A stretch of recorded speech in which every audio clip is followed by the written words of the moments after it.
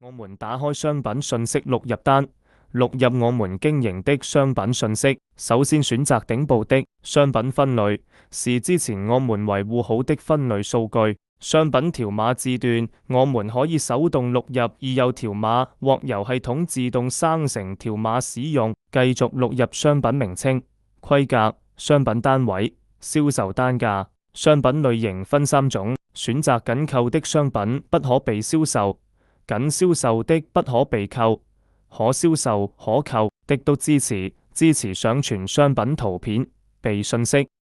規格字段是對應分類綁定的，如果錄入的商品不需要規格信息，那麼在維護分類數據時不需要綁定規格。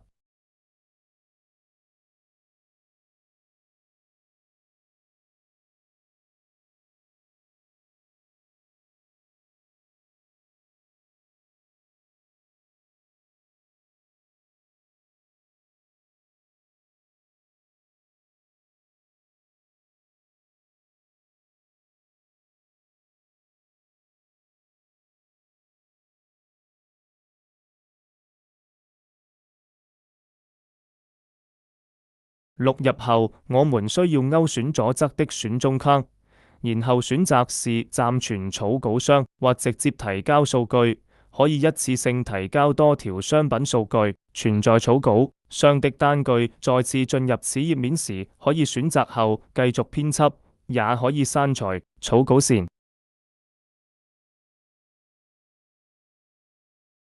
提交成功後，我們可以在商品信息錄入單查詢內查看歷史提交的單據內容。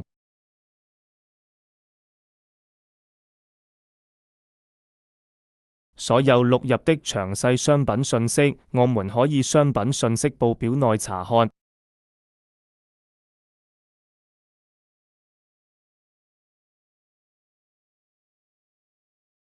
可以在此處進行商品的刪除和停用。注意，商品還有庫存的，不可刪除。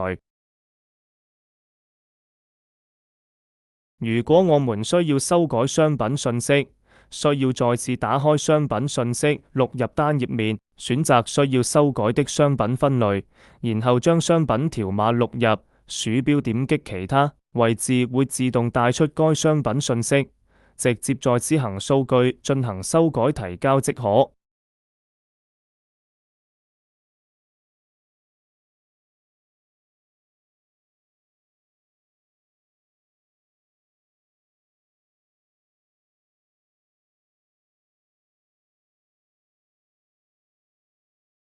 此時我們在商品信息報表內可以看到商品信息已經修改成功了。